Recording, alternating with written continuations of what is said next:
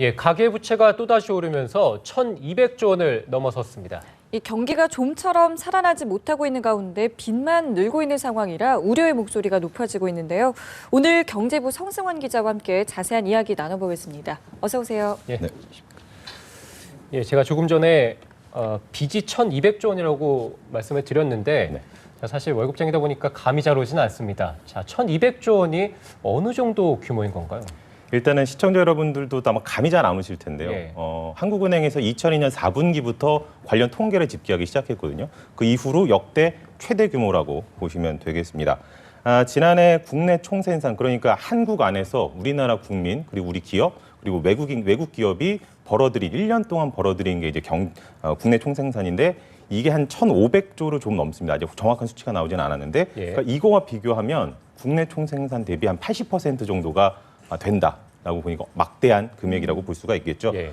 이게 이제 GDP 대비 가계부채가 선진국 평균이 한 74% 정도가 되거든요. 이보다 높다라는 점 상당히 우려스러운 대목이고 좀 우리 국민 수로 좀 나눠보면요. 1인당 한 2,340만 원 정도 빚을 지고 있는 건데 이게 성인이면은 사실 그렇게 큰 문제가 되지 않을 수도 있는데 며칠 전에 태어난 갓난아기조차도 2,340만 원의 빚을 지고 태어난 거다. 이렇게 본다면은 좀 체감이 되시지 않을까 싶습니다. 예, 지금 말씀해주신 어떤 총액도 총액이지만 사실 증가세가 상당히 좀 가파르다라는 부분도 좀 문제가 될 것 같아요. 네, 맞습니다. 가계부채라는 게 시간이 갈수록 늘어나는 거는 어찌 보면 좀 당연한 현상일 겁니다. 어찌 보면 그 나라의 경제가 좀 활성화되면서 부채가 늘 수밖에 없는 구조인데 이게 상당히 말씀하신 대로 가파른 상승세를 보이고 있다는 것에서 우려가 좀 나오고 있는데요.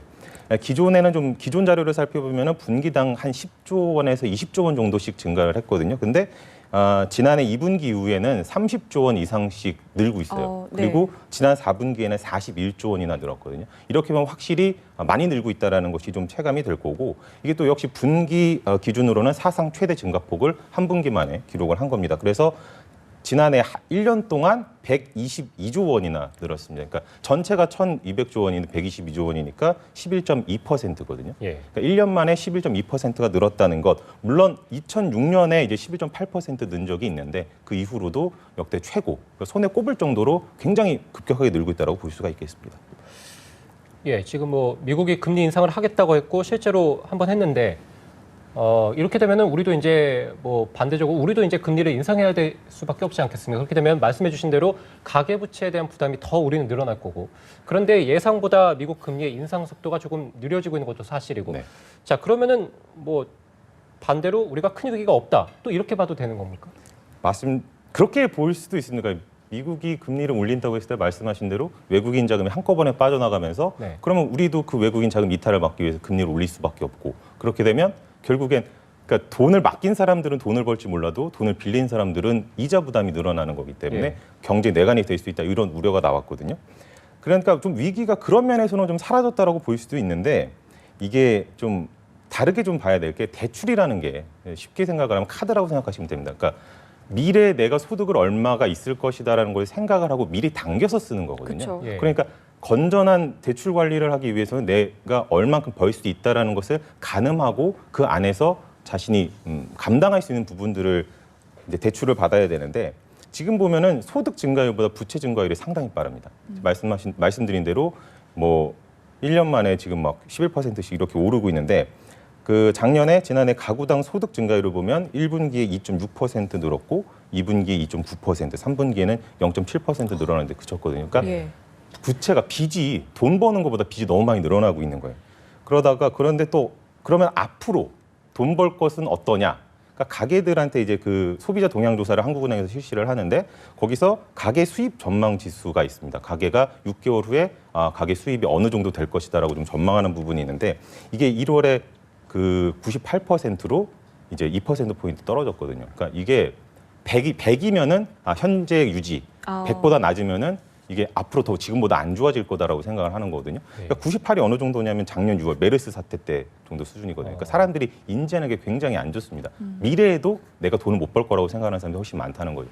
그런 얘기는 무슨 얘기냐면 내가 소득을 어떻게 확보할 방법은 없는데 빚만 계속 늘어나고 있다는 것을 뒷받침을 하게 되는 거고 이 얘기는 무슨 얘기냐면 100번 양보를 해서 사람들이 돈을 번다라고 가정을 하더라도 이 돈을 벌어서 결국에 빚 갚는데 허덕이게 되는 거예요. 그렇죠. 그러면 정부가 지금 계속해서 소비해라 라면서 뭐 개별 인하세도 깎아주고 물건 세일도 대량으로 하고 있는데 사람들은 돈을 벌어서 그러니까 기준금리를 낮춘 이유 자체도 결국에는 시중에 돈을 풀어서 소비를 하게 하겠다는 예. 건데 사람들은 그러니까 빚만 내면 뭐합니까? 돈을 벌어서 갚아야 되는데 그렇죠. 갚을 능력이 없는 거죠. 빚을 갚고 나서 나머지로 소비를 해야 되는데 이게 안 되는 겁니다. 그 얘기는 결국에는 가계 소비여력이 감소할 수밖에 없는 상황이 된다는 거고 정부가 지금 엄청나게 추진하고 있는 이런 소비 진작책들이 결국에는 밑빠진 독에 물붓기가 될 수밖에 없다. 효과를 보지 못할 수밖에 없다라는 것을 얘기를 할 수가 있겠습니다.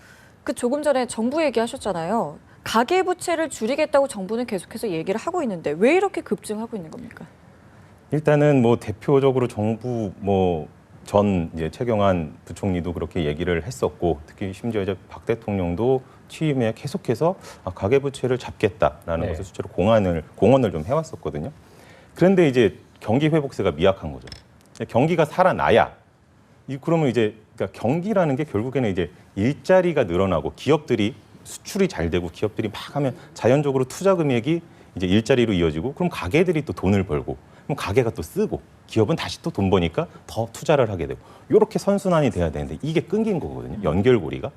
그러다 보니까 정부는 단기간에 효과를 낼 수 있는 것들이 소비 지표들인 거죠. 그러니까 그러니까 닭이 먼저냐 달걀이 먼저냐의 문제일 수도 있는데 일자리를 그냥 막무가내로 늘리자고 하니까 기업들 입장에서는 아니 우리가 지금 돈도 못 벌고 있는데 일자리 어떻게 더 늘리냐 이렇게 하는 거고 그러면은 정부에서는 그러면 기업들 수익을 좀 높여주면 되겠구나 소비하게 막 한 거죠. 예.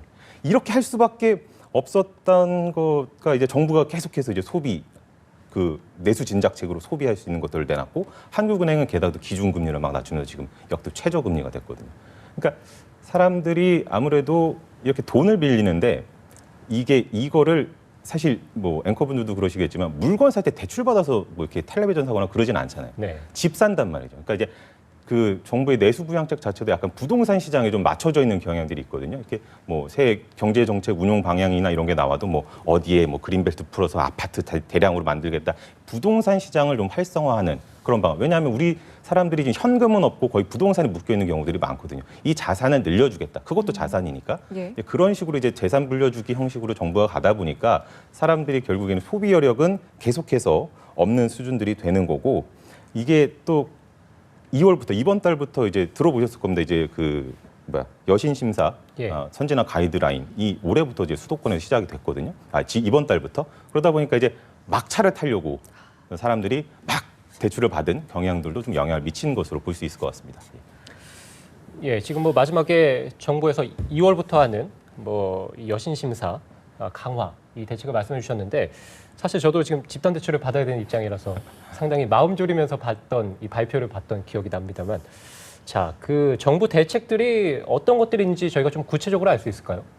일단은 정부가 밝히고 있는 올해 가계부채 전망은 총량의 증가세는 작년보다 좀 둔화할 것이다.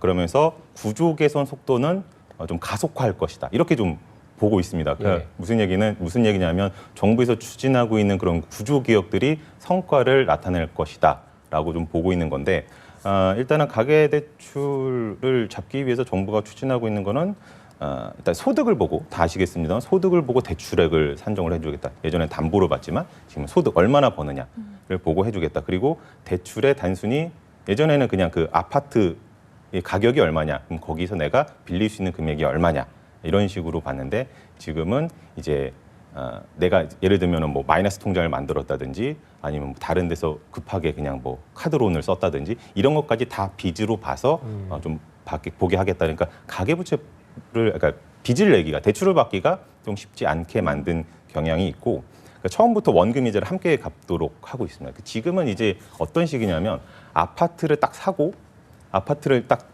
처음에 분양을 받을 때 일단은 돈을 왕창 빌려갖고 이자만 조금씩 냅니다. 그렇죠. 조금씩 내다가 나중에 집값 뜨면은 확 받아고 차익 빚 갚고 차익 딱 땡겨서 야 돈 벌었다 뭐 이런 건데 네. 이걸 이제 못하게 하겠다는 거죠. 왜냐 안 뜨니까 부동산 시장이 안 뜨니까 결국에는 그걸로 하다가 사람들이 빚만 허덕이고 그렇죠. 하우스 예. 푸어 되고 집은 있는데 돈 하나도 없고 이런 상황들이 생기고 있는 거거든요. 그래서 이런 걸 막기 위해서 정부가 그런 가계 대출 좀 억제책을 내놓은 거는 조금은 좀 바람직하고 맞는 방향성이다라고 좀 생각이 들고 이 외에도 이제 정부가 뭐 수출 장려를 하겠다라는 그런 뭐 중국 시장을 좀 공략하겠다라고 했던 부분들 이런 부분들도 결국에는 일자리가 느는 거니까 가계 대출을 결국에는 그러니까 소득을 국민들의 소득을 늘려줌으로써 가계 부채 문제를 해결하겠다라는 의지로 좀 읽을 수가 있는 대목입니다. 네, 알겠습니다. 저희 지금까지 경제부 성승환 기자와 함께 자세한 이야기 나눠봤습니다. 고맙습니다.